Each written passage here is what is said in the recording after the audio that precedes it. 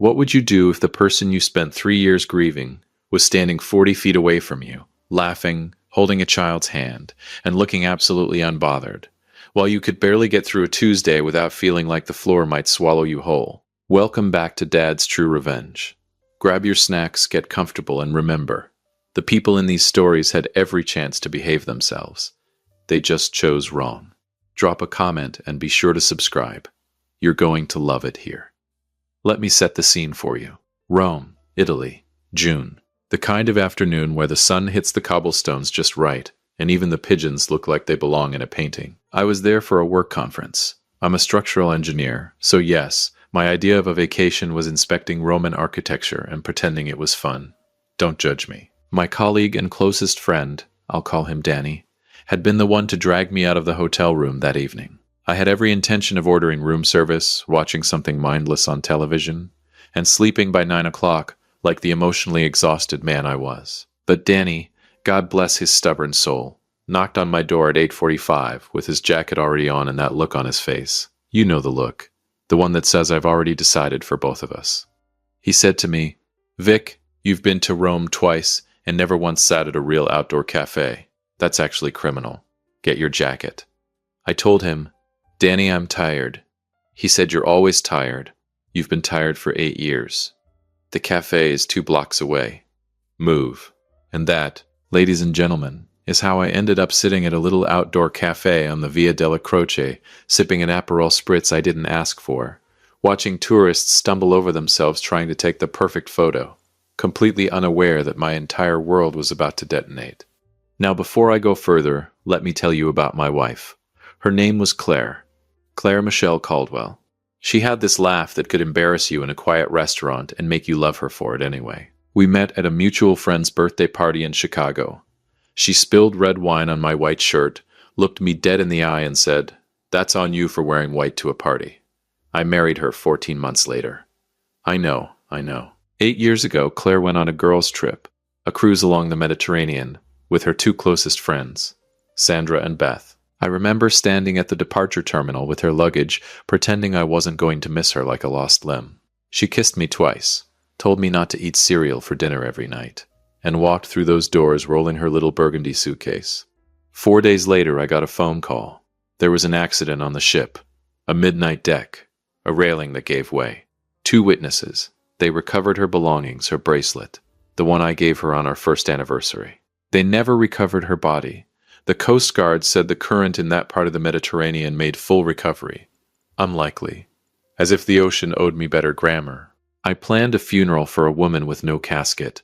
I stood in front of our family and friends in a black suit that felt 3 sizes too small, and I talked about Claire like she was already past tense. Her mother, a woman named Patricia, held my hand through the entire service and wept so hard I thought she might actually break. 8 years. I went to grief therapy. I sold our apartment. I threw myself into work. I learned, slowly, painfully, how to be a person again. And then Danny made me leave my hotel room. So there we are. Outdoor cafe. Aperol Spritz.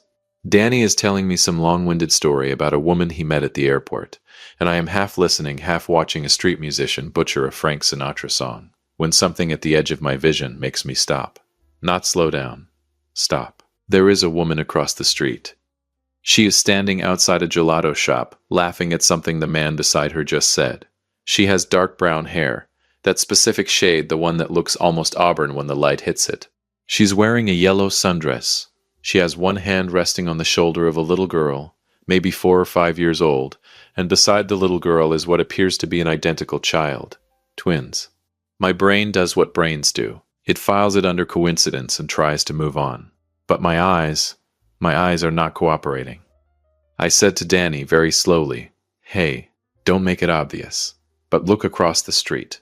The woman in the yellow dress. Danny turned his head with all the subtlety of a man who has never once been subtle in his life, and looked directly at her. He turned back to me and said, "She's pretty. You should go talk to her. This is exactly the kind of... Does she look like anyone to you?" He looked again, longer this time, and I watched the smile drain from his face like water from a bathtub. He turned back to me and said nothing, which, if you know Danny, is the single most terrifying thing he is capable of doing. I said, Say something. He said, Vic. I said, I know what I'm looking at, Danny. Say something. He set down his glass and said very quietly, It's probably just someone who looks like her. People have twins. Not like that. I mean, doppelgangers. You know what I mean. It's a coincidence. You see, Claire had a small, crescent-shaped birthmark just below her left ear. Barely visible unless you knew it was there. The kind of detail you only know if you've been close enough, long enough. The woman across the street tilted her head to say something to the man beside her, and there it was, right below her left ear. A small, crescent-shaped mark. Now here is where I need you to stay with me. Because what happened next is the part that changed everything. And I mean everything. Not just about Claire. Not just about the accident. But about the marriage I thought I knew. The woman I thought I loved. And a secret so buried, so deliberately hidden, that when it finally surfaced, it didn't just shock me. It rewrote every single memory I had. But before we get there, I need you to understand what I did next. Because I didn't walk across that street. I didn't call her name. I didn't cry or freeze or cause a scene in the middle of a Roman street like some unhinged man who'd seen a ghost.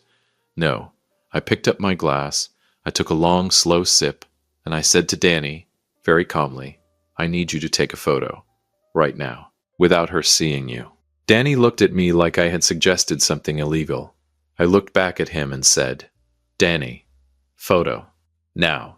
He picked up his phone, and that photo, that one blurry, slightly off-angle photo taken by a man with shaking hands, became the first thread I pulled. And oh, did everything unravel. If you've made it this far, do us one quick favor. Subscribe. A lot of people watch without ever doing it, but it costs you nothing and means everything to us. Thank you, genuinely. Let me tell you something about being an engineer. We are not dramatic people by nature. We don't guess. We don't assume. We don't look at a crumbling bridge and say, I have a feeling it'll hold. We measure. We verify. We follow the evidence until the evidence tells us something we can actually stand behind. So when I tell you that I spent the entire night after that cafe sitting on the edge of my hotel bed, staring at a blurry photo on Danny's phone, going back and forth between that is absolutely Claire, and you've lost your mind, Victor. I need you to understand that this was not me being dramatic. This was me doing the only thing I knew how to do. Trying to find proof. Danny had barely slept either. He knocked on my door at 7 the next morning, holding 2 coffees and wearing yesterday's shirt. He handed me a cup, sat down in the chair by the window, and said, Okay, walk me through it. I said, walk you through what? He said, whatever is happening in your head right now, because you've got that face. I said, what face? He said, the face you had when you figured out the Mercer building had a foundation problem 8 months before anyone else noticed. The quiet, dangerous face.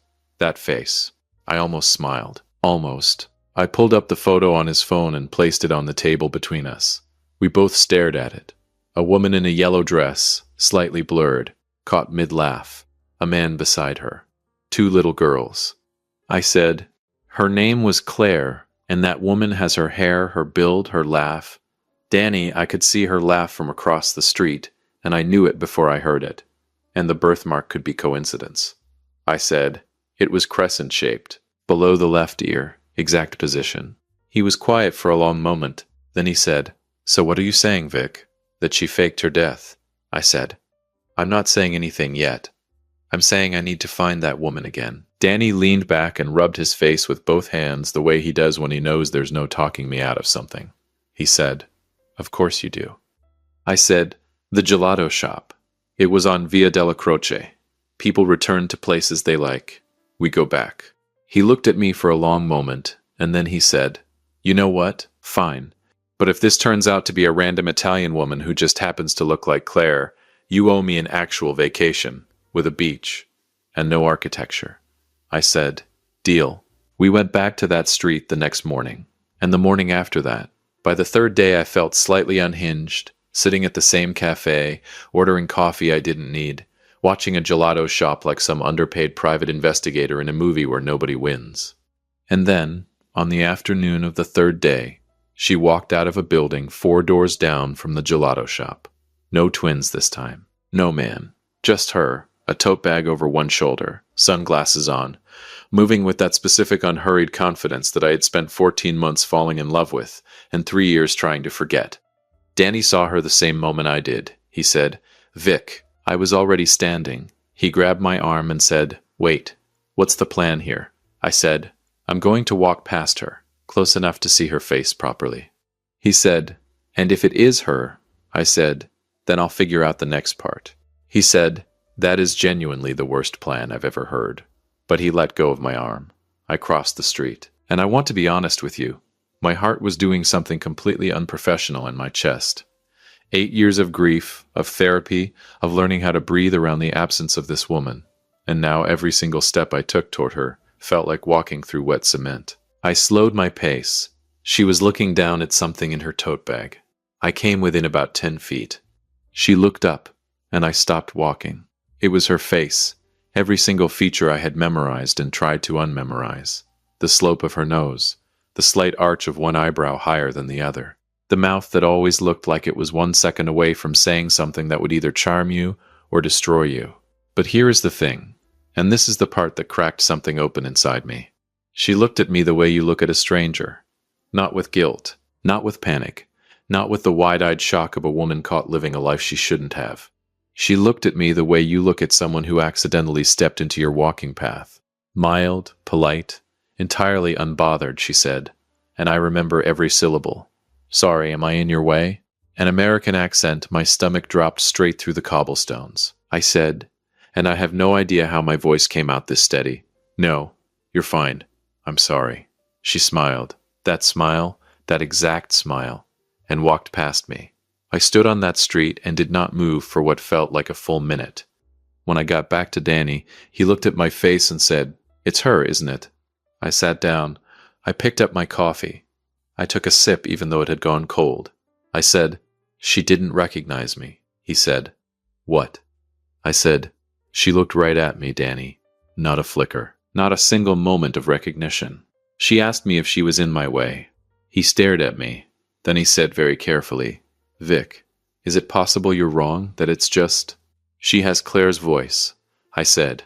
Same pitch, same cadence, same accent, same everything. The table went quiet, and then I said the thing that had been forming in the back of my mind for 3 days, the thought I had been engineering slowly, the way you build a structure from the foundation up. I said, "Danny, what if Claire never told me she had a sister?" He blinked. "A sister? An identical twin?" I said. "What if Claire had a twin that nobody in her life, nobody in my life, ever knew about?" Danny opened his mouth. I closed it. I opened it again. He said, Vic, that's insane. How do you hide a twin sister from your husband?" I said, "The same way you hide anything. Very carefully. And with a very good reason." I pulled out my phone. I opened my contacts and I scrolled until I found a name I hadn't called in 3 years. Patricia. Claire's mother. Danny saw the name and his eyes went wide. He said, "You're calling her mother? Right now? From Italy?" I said, "Vic, if you're wrong, this woman just lost her daughter. I know what she lost," I said quietly. "I lost her too." He went silent. I pressed call. The phone rang 4 times. Then a familiar voice, tired, older than I remembered, but unmistakable, came through the line. She said, "Hello?" I said, "Patricia, it's Victor." 3 full seconds of silence. And in those 3 seconds, I heard something that no grieving mother should produce at the sound of her dead daughter's husband, calling out of nowhere after years of silence. I heard fear, not surprise, not relief, not the tearful warmth of a woman reconnecting with the son-in-law she once loved. Cold, unmistakable, carefully controlled fear. She said, "Victor, my goodness, this is... Where are you calling from?" I said, "Patricia, I'm going to ask you something, and I need you to be honest with me." She said, "Of course, sweetheart. What is it?" I said, "Did Claire have a sister?" Silence. The kind of silence that is not empty. The kind that is absolutely full. She said, "What? Victor, what kind of question?" "Patricia." Another silence. Shorter this time, and then, barely above a whisper, "Who have you been talking to?" Not no, of course not. Not what are you talking about? Who have you been talking to? I looked at Danny across the table. His face had gone completely pale. I said, Nobody. But I think it's time you and I had a very long conversation. She hung up. And that, right there, that dial tone in my ear, standing on a Roman street in the middle of June, was the exact moment I understood that Claire's death wasn't the secret. Claire's life was. If you've been listening for a while and want stories like this to keep coming, it really helps if you hit that like button and subscribe. 97% of people never do, but it's what keeps this whole thing running. So thank you for real. Here is something nobody tells you about discovering a life-altering secret. It doesn't arrive like lightning. It doesn't hit you all at once in one clean, dramatic moment, where everything becomes clear, and the music swells and you finally understand. It arrives like water damage, slow, quiet, and by the time you see it, the walls are already ruined. Patricia hung up on me, which, if I'm being honest, told me more than any answer she could have given. I sat with that dial tone for about 4 seconds. Then I booked a flight home. Danny looked at me across that cafe table and said, "We still have 2 days left on the conference." I said, "I know." He said, "You're leaving anyway, aren't you?" I said, "Danny, that woman hung up the moment I mentioned a sister. She didn't deny it. She didn't laugh it off. She asked me who I'd been talking to. That is not a grieving mother reacting to a strange question.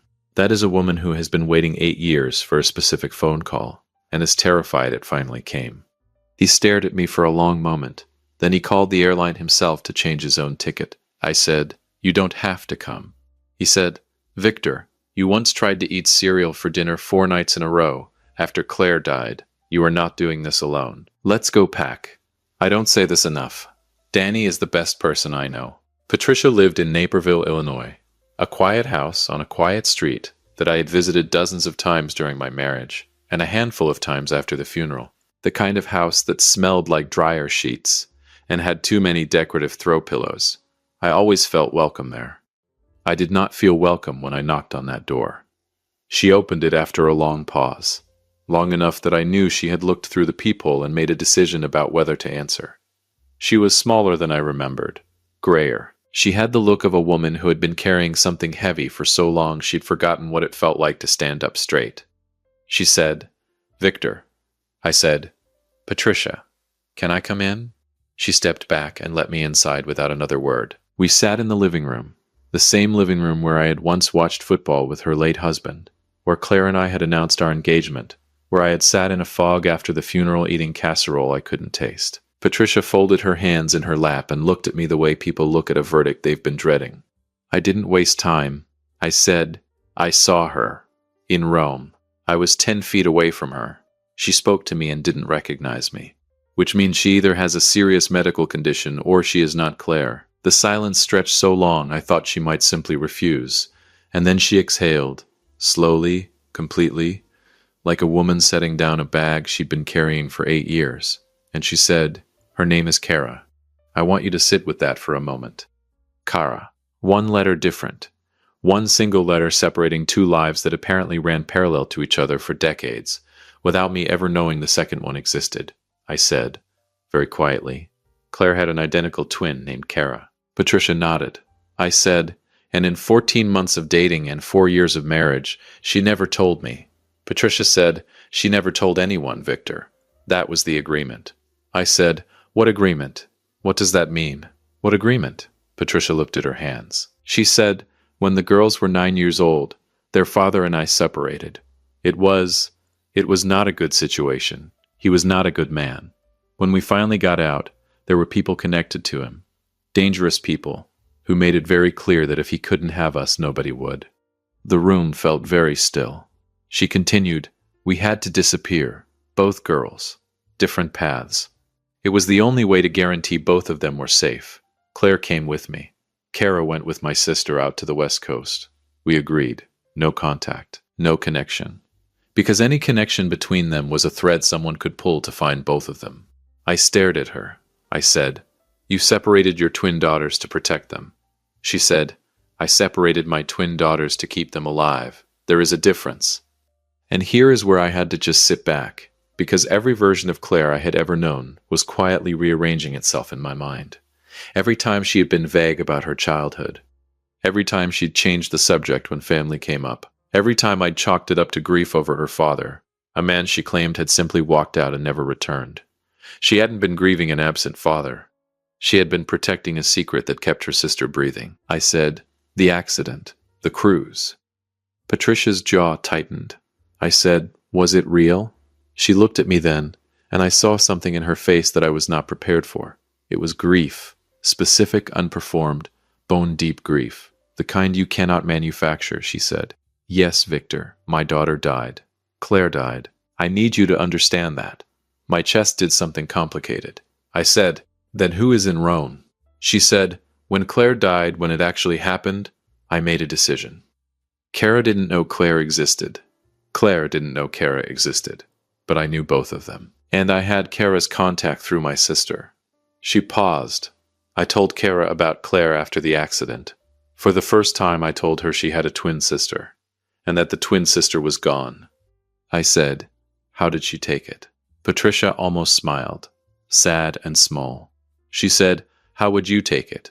Finding out you had a sister you never knew, and that she was already dead." I had no answer for that. She said, "Kara is a good woman, Victor. She built a life in Europe. She married a man named James. They have twin daughters of their own." She paused again. The irony of that is not lost on me. I leaned forward. I said, "Patricia, does Kara know about me?" Patricia was quiet for just a beat too long. I said, "Patricia." She said she knows Claire was married. She knows your name. She has seen photos. Something cold moved through me. I said she looked right at me in Rome and didn't react. If she's seen photos, and she wasn't expecting to see the husband of the twin sister she never met, standing on a street in Rome. I sat back.